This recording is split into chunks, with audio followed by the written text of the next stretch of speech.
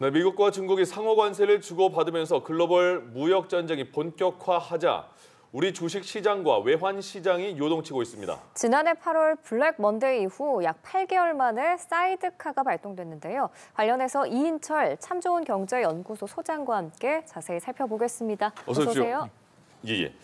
블랙 먼데이, 사이드카 어려운 단어 계속 나오고 있습니다. 그만큼 우리 증시가 지금 많이 어렵다는 건가요? 안 좋다는 거예요? 아마 이제 내일 조간신문 첫 면에는 네. 아마 이제 금융시장 패닉셀, 그 정도예요. 블랙 먼데이가 또 거론될 수밖에 없는 상황인데요. 예. 말씀하셨던 것처럼 이제 증시가 너무 많이 급락했을 경우 이 과열을 시키기 위한 조치들이 있는데 8개월 만에 지난해 8월 이후 8개월 만에 코스피 시장, 유가증권 시장의 코스피 200 선물 지수가 장중한 때 5% 넘게 급락한 장세가 1분 이상 지속이 되면 이건 투매다라고 생각을 해서 과열을 시키기 위해서 5분 정도 프로그램 매매가 정지됩니다. 예. 이게 지금 8개월 만에 이제 나타났는데 우리만 그런 게 아니에요. 일본은 더 심각해요. 일본 증시는 7.8% 빠졌습니다. 예. 우리는 양대 지수가 5% 넘게 빠져서 그나마 선방했다라는 얘기가 나오는데요. 그럼에도 불구하고 지난해 우리가 너무 많이 빠졌잖아요. 네. 그러다 보니까 삼성전자가 오늘 4.8%, 4% 넘게 빠졌고요. SK하이닉스는 9%, 현대차도 6% 넘게 빠졌는데 상장사 10개 가운데 4개 가까이가 52주 신저가입니다. 그러니까 자산을 다 팔아도 주가에 다 반영이 안 될 정도로 저평가 국면에 있는데요. 예. 오늘 주식 하락은 이제 외국인들이에요. 외국인들이 유가증권 시장에서만 2조 원 넘게 그리고 코스닥만 아니라 선물까지 선물도 1조 원 넘게 거의 내다 팔고 있습니다. 예. 이 얘기는 단기적으로 우리 시장을 좀 부정적으로 본다. 일단 팔고 보자. 불안전 자산을 팔고 보자라는 심리가 좀 급한 상황인데요. 말씀하셨던 것처럼 이제 관세 폭탄의 휴유증이 남아 있습니다. 단지 미국이 상호 관세를 부과한 것까지는 시장이 어느 정도 소화를 했는데 중국이 보복 관세로 맞대응을 하다 보니 글로벌 G2의 싸움에 가장 민감한 게 수출 의존도가 높은 아시아 시장이거든요. 그러다 보니까 우리나라 시장 포함해서 아시아 시장은 대부분이에요. 오늘 홍콩의 항생지수는 13%가 빠졌습니다. 예. 지금 아시아 시장이 그러면 전체가 꽁꽁 얼어붙은 모습인데 아시아가 그만큼 수출 의존도가 높기 때문이라고 말씀해 주셨잖아요. 맞습니다. 그 이유뿐만 아니라 좀 다른 이유도 있을 것 같고요. 맞습니다. 특히나 대부분 보면 이제 그 트럼프 대통령이 이번에 상호 관세 부과한 걸 보게 되면 베트남 46%, 예. 또 대부분의 아시아 그동안 이제 중국을 이탈한 공장 기지로 가장 우리가 선호했던 베트남이라든가 인도네시아 이런 부분의 관세를 40% 이상 높게 책정을 했어요. 우회 수출도 차단하겠다. 역으로 그동안 니들이 이득을 봤으니 그 공장이 이제 미국으로 이전할 때다라는 시그널을 준 거기 때문에 이 관세 전쟁이 하루아침에 끝날 거냐? 트럼프 대통령은 아니다라는 겁니다. 이 관세 전쟁은 중장기적으로 계속 갈 경우 금융시장 침체 잠깐 있을 수 있지만 견뎌라, 인내하라라는 시그널을 주고 있거든요. 예. 이게 더 무서워요. 왜냐? 금융시장의 최대 악재는 불확실성인데 언제 끝날지 모른다라는 시그널을 주니 외국인, 내국인 할 것 없이 팔고 있는 상황인데요. 그러다 보니까 일본 증시도 사이드카가 발동을 했습니다. 선진국 시장은 3% 정도 빠지면 폭락이라고 하는데 여기 7% 빠진 거예요. 그리고 더 웃긴 건 지금 유럽 증시 조금 전 개장했어요. 유럽 증시 대부분 6에서 7% 빠지고 있습니다. 영국 그리고 프랑스, 독일 증시까지 지금 6에서 7% 빠지고 있는데 이거 왜 이렇게 빠지고 있느냐? 세계 증시는 아시아 시장 개장하고 마감하면 유럽 증시 개장하고 마감하면 그다음에 미국 증시가 개장을 하는데 미국 증시의 선물 지수는 24시간 돌아갑니다. 글로백스 선물 지수라고 있는데 지금 현재 나스닥과 S&P 500 미니 글로백스 선물 지수가 5에서 4%가량 폭락하고 있기 때문에 아하, 그러면 오늘 밤 개장하는 뉴욕 증시 더 떨어질 수 있네? 라는 걸 반영하고 있는 거예요. 불안감 때문에. 맞습니다. 그래서 계속 패닉이라는 용어가 계속 나올 수밖에 없는 상황이네요. 맞아요. 지금 그러면 원달러 환율과 엔달러 환율은 왜 조금씩 오르는 거예요? 지금 전 세계 이제 주식 시장에서 일단 미국이 지난 목요일장, 금요일장 워낙에 안 좋았습니다. 거의 뭐 4에서 6% 이틀 동안 빠졌기 때문에 주요 지수가 이틀 만에 10% 내외로 빠졌는데 지금 왜 다 버리고 있습니다. 패닉셀이라고 하거든요. 사상 최고치를 기록했다는 안전자산 금도 3% 넘게 빠졌어요. 금도 팔고 오직 채권, 미국의 채권과 일본의 엔화만 사들이고 있습니다. 나머지 자산 모두 팔고 있습니다. 그러니까 국제유가도 한꺼번에 막 7% 넘게 빠지고 있고요. 비트코인은 지금 7만 7천 달러가 무너졌어요. 7만 7천 달러가 무너져서 1억 1,500만 원대에 거래가 되고 있는 상황이고 이러다 보니까 전반적으로 이제 달러와 같이 주요 6개국 통화 대비 달러의 가치를 평가하는 달러 인덱스만 하루 만에 0.86%. 위험하니 다 필요 없어. 금도 던지고 당장 현금이 달러만 갖고 있겠다라는 심리가 팽배한 겁니다. 근데 왜 그러면 엔화는 오르고 있느냐? 그러니까요. 엔화는 이렇게 세계 경제가 불안한 가운데 가장 대체할 수 있는 안전자산이에요. 특히 일본은 금리를 올릴 조짐을 하고 있습니다. 물가 때문에 다른 데는 전부 경기 침체나 이제 침체 때문에 금리를 내려야 되는 상황인데 네. 오히려 일본은 물가가 너무 올라서 금리를 올려야 되니 금리 올렸다니 금리를 더 주겠다라는데 당연히 이제 엔화 쪽으로 돈이 몰리고 있는 겁니다. 그러다 보니 지금 이 재정 환율 오늘 이제 100엔당 1,000원 찍었어요. 이게 더 갈 가능성이 높다라는 건데요. 오늘 하루 만에만 이제 이 굉장히 급하게 올랐음에도 불구하고 2022년 3월 22일에 3년 만에 최고치임에도 불구하고 일본 은행은 앞으로도 계속해서 물가를 이유로 금리를 올릴 거기 때문에 아마 엔화 강세는 좀 더 추세적으로 나타날 수 있습니다.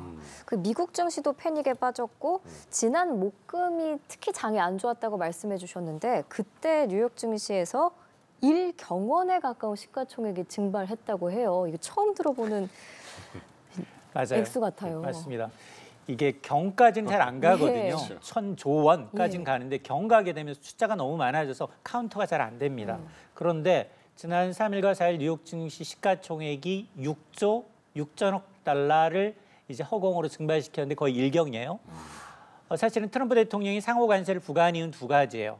미국의 재정 적자를 만회하겠다. 미국의 제조업을 부활시키겠다. 미국의 국가 부채가 36조 달러예요. 여기는 5경이 넘어갔어요. 그런데 지금 이틀 만에 국가 부채의 거의 20%를 날려버린 거예요. 예. 그런데 트럼프 대통령 뭐라고 얘기했어요? 4월 2일을 미국 해방의 날이라고 얘기했는데 예. 정작 자신의 자산 시장을 쑥대밭으로 만들어 놓고 있는 거예요. 이게 재정 확대보다도 오히려 더 큰 돈을 지금 금융시장에서 지금 증발했다라는 얘기니까 오히려 이제 이러다 보니 미국 내에서 반감이 더 커질 수밖에 없죠. 특히 그동안은 정말로 이 트럼프와 이제 일론 머스크의 경우에는 굉장히 거의 왼팔 오른팔이었거든요. 근데 하늘 아래 두 개의 태양은 없다. 이젠 트럼프의 관세 정책에 일론 머스크가 반기를 들고 있습니다. 그러게요. 그동안은 그게 미국에서 사실은 테슬라의 경우에는 공장이 4군데가 있어요. 예. 미국의 캘리포니아, 텍사스. 거기에서 만든 거 미국에서 전체 파니까 관세 받을 일이 없어요. 그런데 문제는 외국의 공장이 2개가 있습니다. 중국 상하이, 독일의 베를린. 근데 거기 판매가 반토막이 나고 있는 거예요.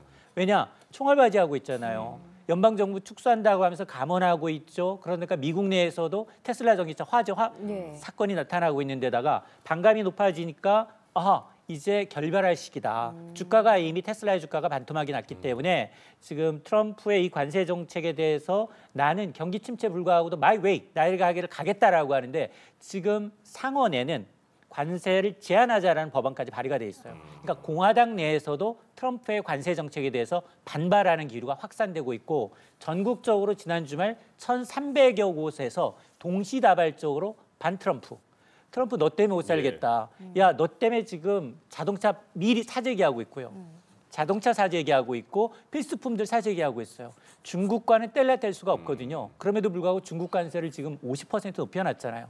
10에서 20%, 여기다 34%를 했기 때문에 54%라고 하면 소비자 입장에서는 갑자기 중국산 제품이 1.5배가 더 높아져? 이게 걱정하다 보니까 신용품 사재기하고 있는 상황입니다. 손 떼라 그런 거잖아요. 그래서 지금 맞습니다. 트럼프. 예.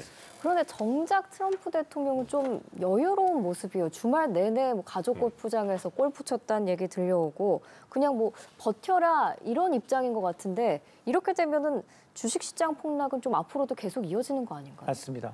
이미 지난 주말 폭락으로 인해서 지금 나스닥 S&P 500 지수 두 지수는 고점 대비 20%가 빠졌어요.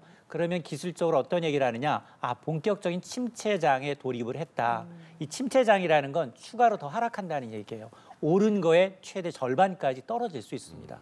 그러다 보니 지금 아니 거기에다가 또 화를 돋구잖아요. 예. 나는 지금 자산 시장이 내가 투자한 종목이 지금 주가가 애플 같은 경우도 뭐 두 자릿수 가까이 빠지고 있고 매그니피센트 7 종목이 다 하락을 하고 있는데 거기다 골프 티샷 하는 종목을 SNS에 올렸어요. 그러면서도 이 상호 관세 발표에 대해서 중국과의 무역 협상에 대해서 지금까지 대무역 적자가 1조 달러이고 이 문제를 해결하기 전까지는 협상하지 않겠다라는 겁니다.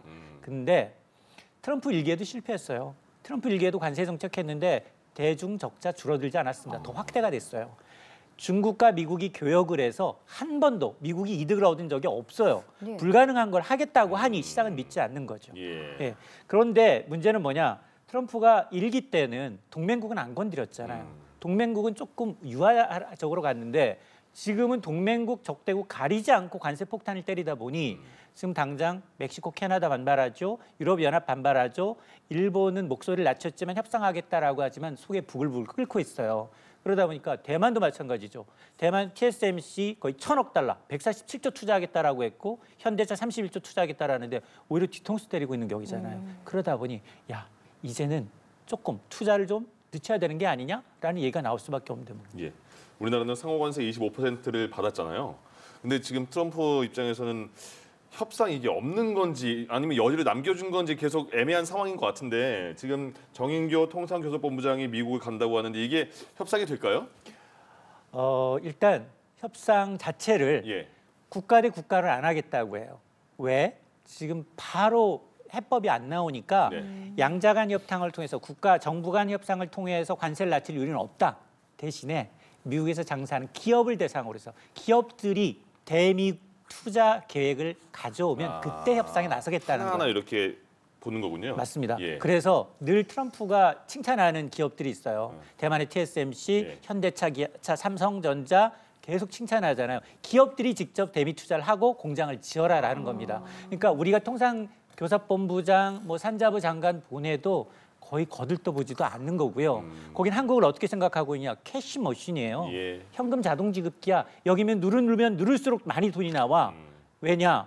FTA 체결 국가 미국이 한 20여 개국가 되는데 우리나라가 가장 관세율이 높아요. 25%로. 네. 그러다 보니까 아마 저는 어쨌든 미국 시장이 전체 GDP의 25%니까 포기할 수 없잖아요. 예. 그 4년 동안 안 하면 우리가 손가락 빨아야 되는 입장이기 때문에 대미 투자, 생산 뭐 이제 그리고 이제 공산 증설 해야 된다라고 한다면 앞서서 우리가 이제 현대차가 31조 그리고 대한항공이 48조예요. 항공기부터 엔진 구매까지 합쳐서 예. 이런 거는 정부하고 같이 해야 돼요. 아, 예. 그래서 우리가 협상력 카드를 갖고 있어야 돼.